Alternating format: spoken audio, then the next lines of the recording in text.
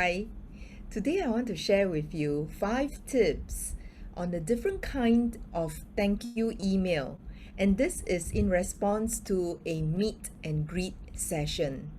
Now, from time to time, depending on the role that you have applied for, sometimes you might have to meet up with the potential stakeholders, potential vendors. Sometimes it could even be potential customers. And of course, goes without saying, the team who is likely to report to you. Now, this is what we call a straw man version or a layman version of an assessment center. You are put into a meeting whereby you get to meet all these future collaborators.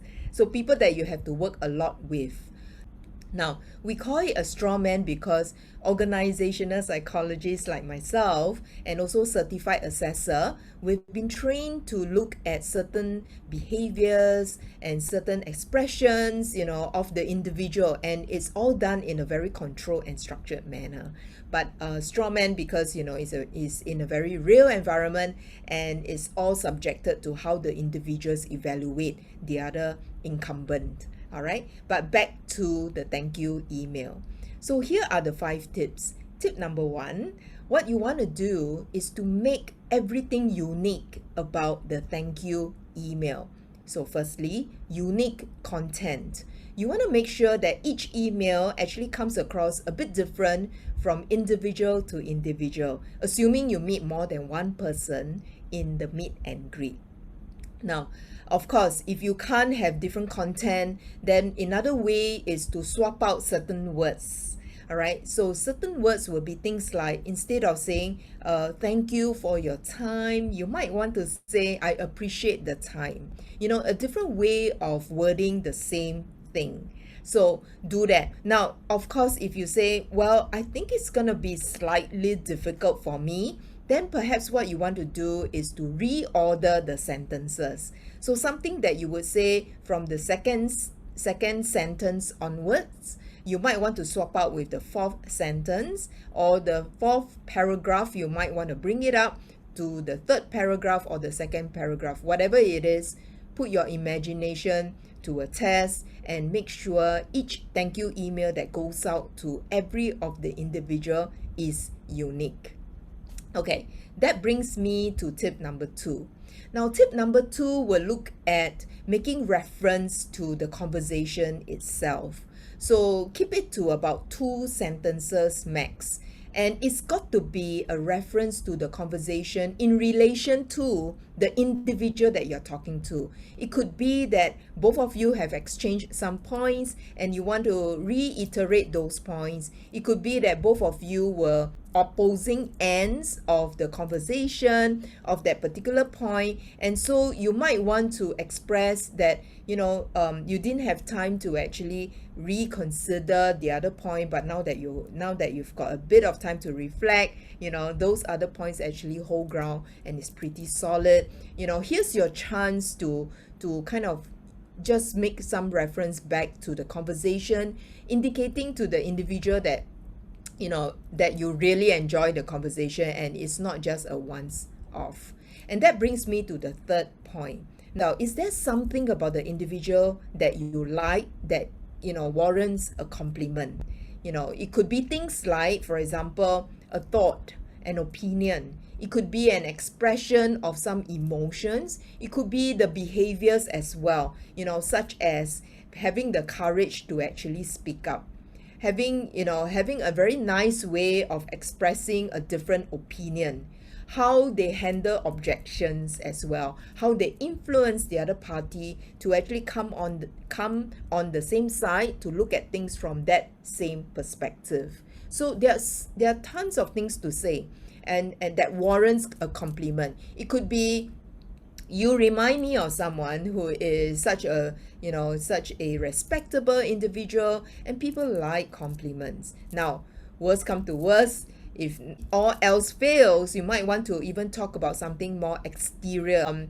Try to avoid too personal. So keep it to more exterior stuff like, I noticed you're using the latest version of the notebook or the handphone, and then keep that conversation on there. Everybody love compliments. Okay, now if you say, but I'm sorry, Eileen, I really have nothing good to say about the individual, then perhaps what you want to do is then the next tip might help you.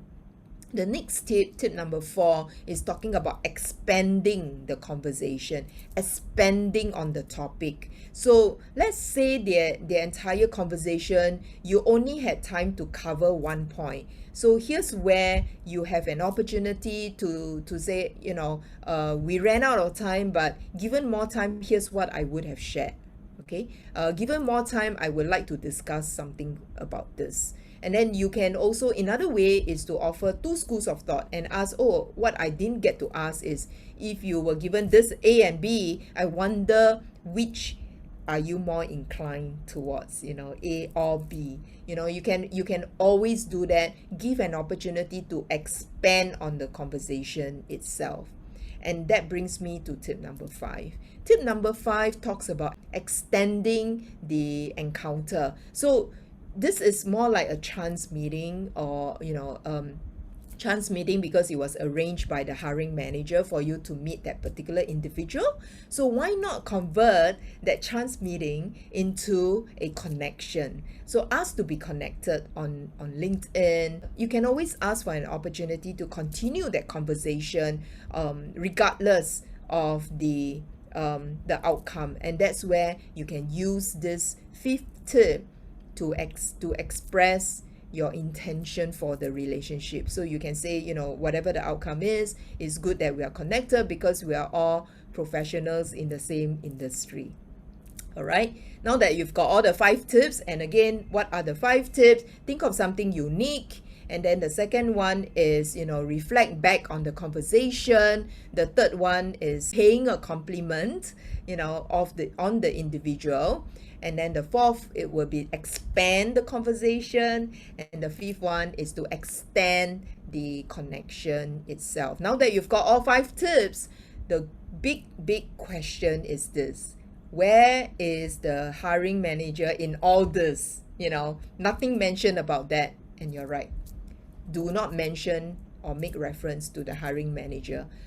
Show and demonstrate to the readers and receivers of the people that you have met and greeted that you are authentic, that you are sincere, that you want to establish a connection with them. And that way, by not copying the hiring manager in any of this email, is a way to say, hey, my conversation with you is private.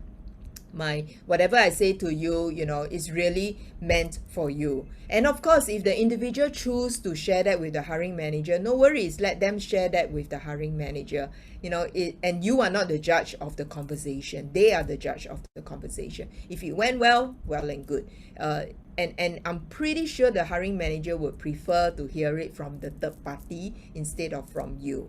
And of course, the follow-on question would be, then do I send a thank you email to the hiring manager? Absolutely, send a thank you email to the hiring manager, summarizing the conversation and following the same structure. Now, if you have not listened to my earlier videos on what to write in a thank you email that makes the hiring panel want to read, then go watch the video out there, because I talk a lot about including high value content. I talk about how you can make not only a good first impression, but also make a good last impression. And by sending this thank you email to your meet and greet panelists is one way of doing that. All right, now if you like videos such as this, on career tips, then click the like button, subscribe. And for those of you who want your career questions answered, you can, DM me, connect with me on LinkedIn if you're not already connected. And for those of you who know how to, who are in my coaching program, you know how to get me. All right, on that note, I wish you a good Friday and a good weekend ahead. Cheers.